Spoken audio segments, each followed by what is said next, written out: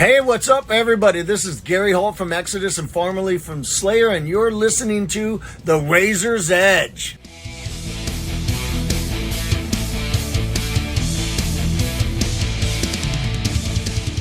You're listening to The Razor's Edge. My name's Matt, and I'm here at Bloodstock with Ali from Sylosis. How are you doing today? Good, very tired. We played in Belgium last night about 9 o'clock and we've travelled straight here. Of course. So yeah, hanging in there. So you're like partway through your festival run at the moment, aren't you? Yes, towards the end actually. After Bloodstock we have a couple of days off and then we go back into Germany for a couple of fests. That's us. How do you find the experience abroad compares to a UK festival? It's a lot better organised, I'd say that. Yeah, man, it's great. European festivals are just some of the best in the world, man. Yeah. And the one we were at yesterday, Alcatraz in Belgium, was just brilliant, man. Top tier catering and just organisations and. It's always the catering I remember one of. Yeah, that one's in Belgium as well, so yeah. Great beers. So, of course. Yeah, I love it, man. I love the festival season. It's just the sort of best time to makes it all worthwhile. You know, all the albums and all the fucking long drives and shit. You get yourself to festival season. It's always a good time. Absolutely. What about the crowds? Like, are they different in Europe? Do they go a bit crazier in the UK maybe, or? I honestly don't know. I think Germany's kind of always been a big supporter of heavy music, but honestly, I think it just depends where your band's at. I think we're in the Sylosis are in a very fortunate position now. We've gone around for so long, and we've had a gap for a while. We haven't been over to Europe and done those festivals, so going back over there, people were really excited to see us again. So it's been great across the board, and we obviously have high hopes for tonight. Returning to Bloodstock. So. Well, speaking of going abroad, you got your first Australian headline tour in a couple of months, is it? A couple of months, yeah. That's exciting. February, I believe, we're heading out there. So that'll be great. I've actually never been to Australia before, so that'll be a first for me, and I'm really excited to get out there. Ticket sales are doing really well, and I understand. Like, I didn't realise that you hadn't done a lot of headline tours until quite recently. It's the first one in 8 years. I saw on your Facebook page earlier.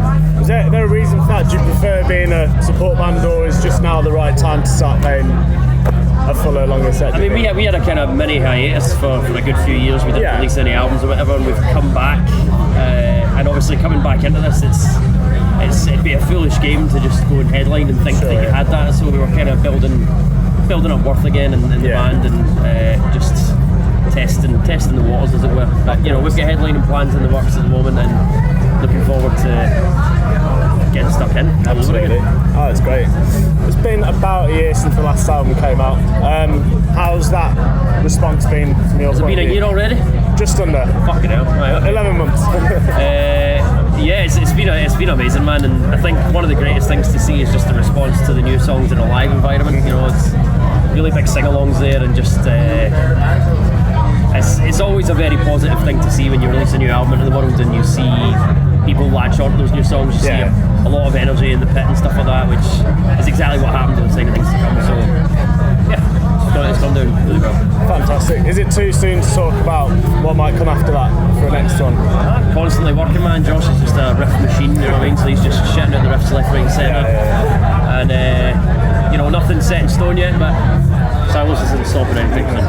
Things like working with them for as long as you have now, is it just easy to put your drum parts over the top?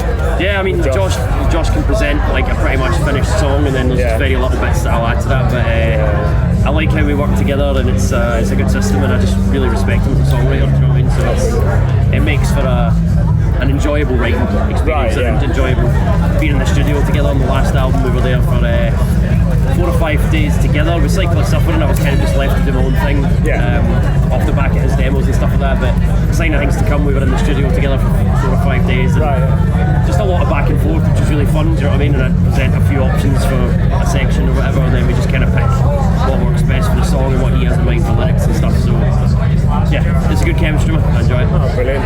How did your drumming journey start? Were there any drummers you looked up to in the early days that shaped your... Of course, Vinnie Paul, Pantera, that's the reason I picked up the sticks.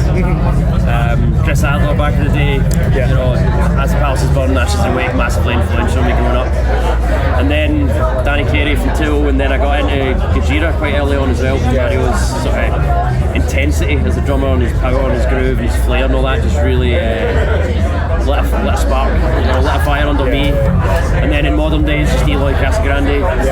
He's the name that's on the tip of everyone's tongue now. He's like the drummer's drummer at the moment, isn't he? He is. I mean, I've been following him for years, and I've just watched him grow, and now he's become the drummer for Slipknot. And no one more deserving than that. He's such a great guy. He's so humble, he's so down to earth, and I look forward to seeing where he goes. Absolutely, yeah. The sky's the limit.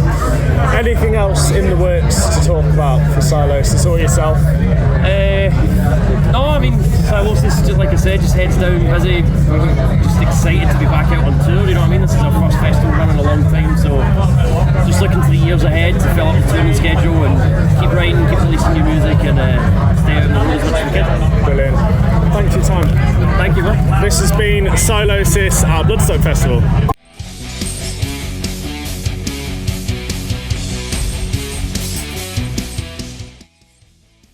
Thanks for listening.